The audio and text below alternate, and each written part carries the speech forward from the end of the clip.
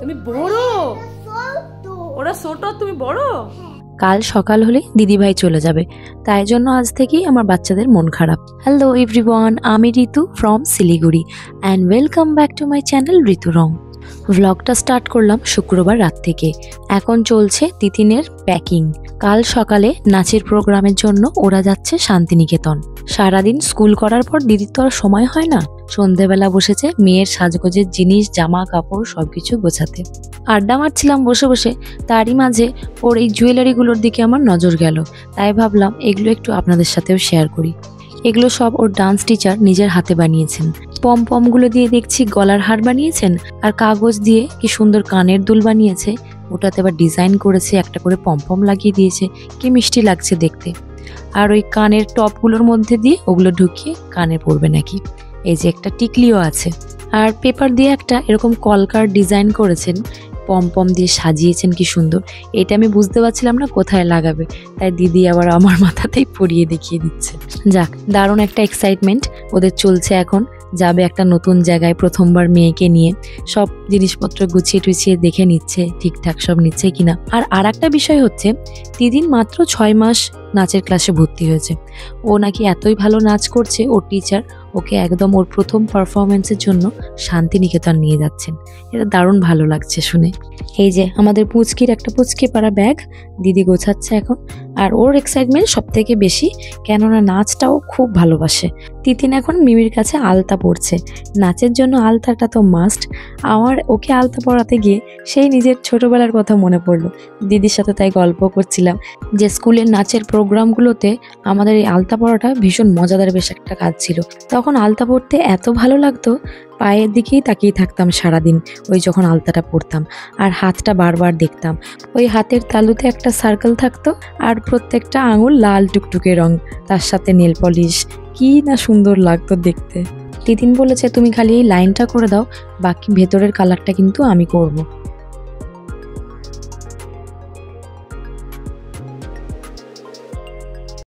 কি কালার করছো বাবা? এটা দিদি ভাই করে দিয়েছে তোমাকে ড্রয়িংটা। ও মা, কি সুন্দর রেনবো করেছে না তিতিন?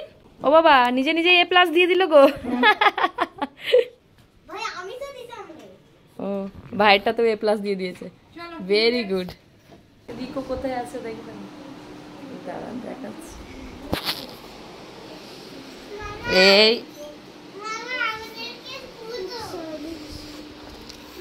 নানা হাউসে এসে এরকম একটা বেড পেয়েছেন যার নিচেটা এতটা ফাঁকা। কদিন ধরে দেখছি খালি খাটের তলায় ঢুকে পড়ছে, খেলছে, ভীষণ মজাদার একটা ব্যাপার ওদের কাছে।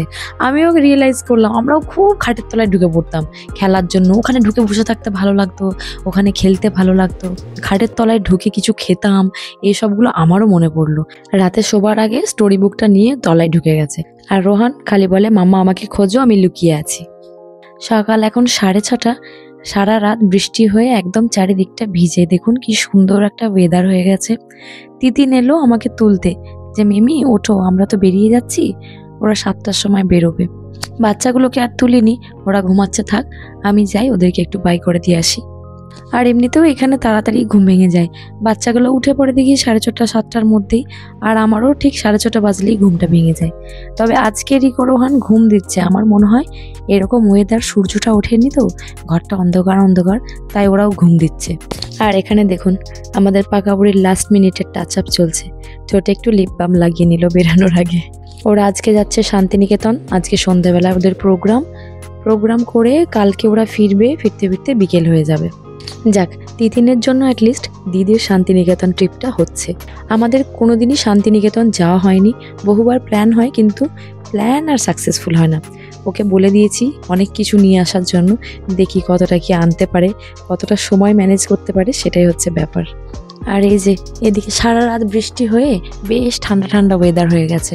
আমি আবার মায়ের থেকে একটা ওড়না নিয়ে গায়ে জড়ালাম। সকালটা বাইরেটায় ঠান্ডা ঠান্ডা একটা হাওয়া দিচ্ছে। এই আম গাছটা আমার আব্বুজি লাগিয়েছে। এই আমটার নাম সুবর্ণরেখা। এটা নাকি দারুণ খেতে, আমার কোনোদিন খাওয়ার সৌভাগ্য হয়নি। আগের বছরই প্রথম ফল দিয়েছে, তবে আব্বুজি আম্মি বলছিল দারুণ নাকি টেস্ট, খুব মিষ্টি খুব সুন্দর খেতে। আসলে আমটা যখন পাকে তখন আমার আসার কোনো সুযোগই থাকে না, তখন তো বাচ্চাদের স্কুল খোলা থাকে।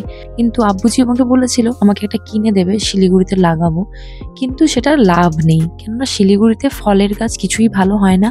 আমাদের যেসব আম গাছগুলো আছে সব পোকা লেগে যায়। আম হয়, আমগুলো যখন কাটা হয় হয় ভেতর খারাপ থাকে, নাহলে পোকা থাকে, তো সেই জন্য আর ওই আমটাম লাগিয়ে লাভ নেই। আম্মি বলল আমের মুকুলগুলো নাকি 2 দফায় এসেছে, ওই জন্য কিছু আম বড় আবার কিছু আম ছোট ছোট এখনো। তবে এই কদিনে অনেক ঝরেও গেছে দেখলাম, এসে আমি আরও দেখেছি।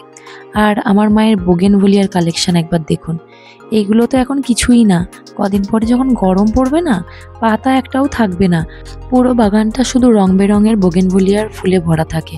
আর মায়ের সব বোগেনভেলিয়া কিন্তু টবে। এই বাগানটাতে যখন ঘুরে বেড়াই, চাটা খাই, শুধু এই ফুলগুলোর দিকেই তাকিয়ে থাকতে ইচ্ছা হয়, এই ফুলের দিকেই চোখ যায়। কি না কালার নেই, সব রকমের কালারের কালেকশন আছে মায়ের কাছে। আর এগুলো হচ্ছে রেড ক্যাবেজ, এগুলোও মা শখ করে লাগিয়েছে।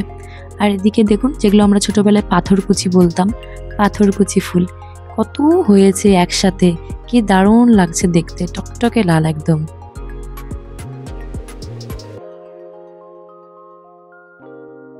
বাগানে দেখানোর এখনো অনেক কিছু আছে, ওটা আবার পরে অন্য কোনো ভিডিওতে দেখাবো। এইদিকে ছোট বেবি উঠে পড়েছে, তাই চলে এলাম ভেতরে। এখন বাজে প্রায় 8:15 মতো। আজকে দারুণ ঘুম দিয়েছে, বড় কিন্তু এখনো ঘুমাচ্ছে ওপরে। আজকে বললাম না মেঘলা ওয়েদার, তাই জন্য ওরা টেরটি পায়নি যে কতটা বেলা হয়েছে। বাইরেটা বেশ ঠান্ডা, ঘরের ভেতরেও বেশ একটা ঠান্ডা ঠান্ডা আমেজ, তাই জন্য ফুল স্লিপ পরিয়ে দিয়েছি রোহানকে। আর সকাল থেকে তো বাইরে বেরোতে পারছে না, ওর তো ঘুম থেকে উঠেই বাইরেটাই ওর প্রাণ। ওখানে ও ফুটবল খেলে, ওখানে ঘুরে বেড়ায়, সাইকেল চালায়। আজকে যেহেতু হাওয়া হাওয়া দিচ্ছে, আমি বেরোতে দিলাম না, আবার না ঠান্ডা লাগিয়ে বসে, তাই জন্য সকাল থেকে নানির ফোনটা নিয়ে লেগেছে গেম খেলতে। এই যে রিকো বেবিও উঠে পড়েছে, এবার দুজনের কি করবে সারাদিন আমি ওটাই ভাবছি। তিতিন থাকলে তো ওদের দারুণ টাইম পাস হয়ে যায়, সারাদিনে ওদের দেখতেও হয় না, ওদের নানান রকম ক্রাফটের জিনিস করে, নিজেরা খেলা করে। আজকে দেখি দুই ভাই কি করে। সুন্দর ওয়েদার পেলেই বাঙালিদের মাথায় শুধু খাবার চিন্তা ভাবনাই আসে। আজ সকালে এত সুন্দর ওয়েদার দেখে আমরা ডিসাইড করলাম আমরা আজকে সকালে আলুর পরোটা খাবো। তো আলুর পরোটাটা তো করতে একটু টাইম লাগবে, তাই জন্য বাচ্চাদেরকে একটু দুধ বিস্কিট দিয়ে দিলাম, ওরা একটু খেয়ে নিক। আর আমি এলাম মাকে একটু হেল্প করতে আলু পরোটা বানানোর জন্য। সবই হবে একদম হালকা করে, কোনো কিছুই একদম বেশি মশলাপাতি দেব না। এখন আমি একটু ওই ভাজা ধনে আর ভাজা জিরে ছিল মায়ের কাছে, ওটাই দিচ্ছি। অল্প একটু সামান্য কাশ্মীরি রেড চিলি দিয়েছি, একটু গোলমরিচ দেব আর নুন, ব্যাস এইটুকুই। আর যেহেতু আব্বুজির তেল মশলা বেশি একদমই খাওয়া যাবে না, আর বাচ্চারাও খাবে, তাই জন্য সব কিছু হবে হালকার উপর দিয়ে। আলুর পরোটাটা আজকে আটার হচ্ছে, মা আটা মেখেই রেখেছে। আমি এখন এগুলো পুরগুলো ভরতে বসলাম। তো খিদে খুব পেয়ে গেছে, যেহেতু টাইমটা একটু বেশি হয়ে গেছে।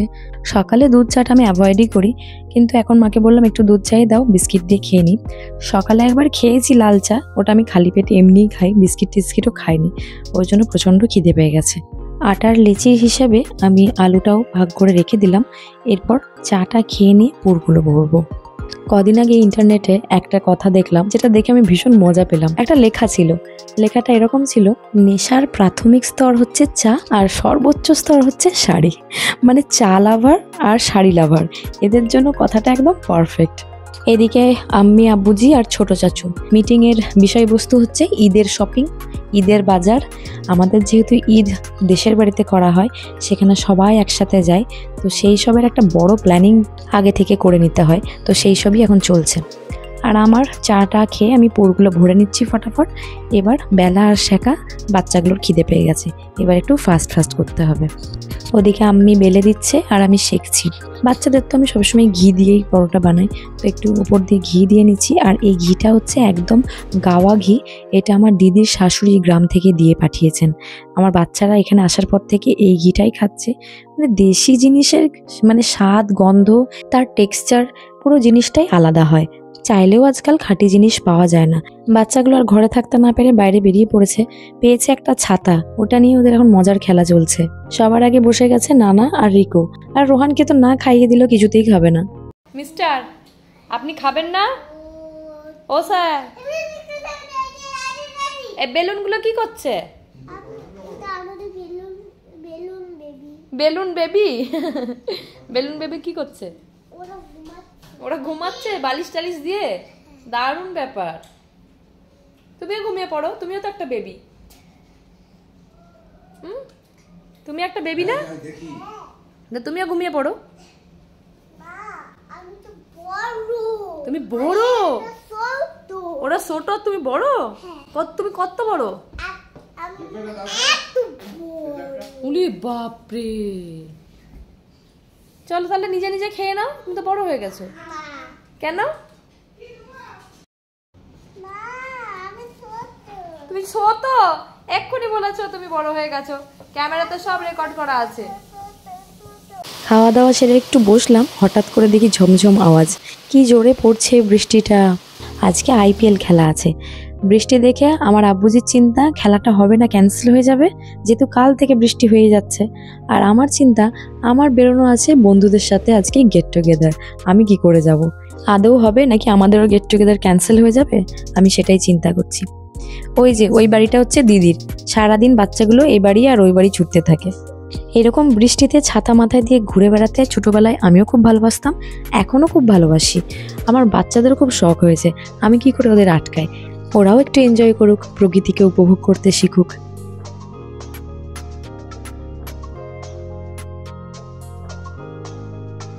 বললাম না, বাঙালিদের একটা ভালো ওয়েদার পাওয়া মানেই শুধু খাবার দাবারের চিন্তা।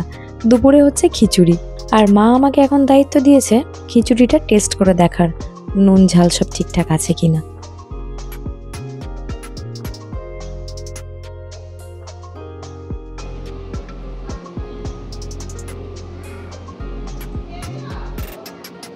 ঠিক আছে।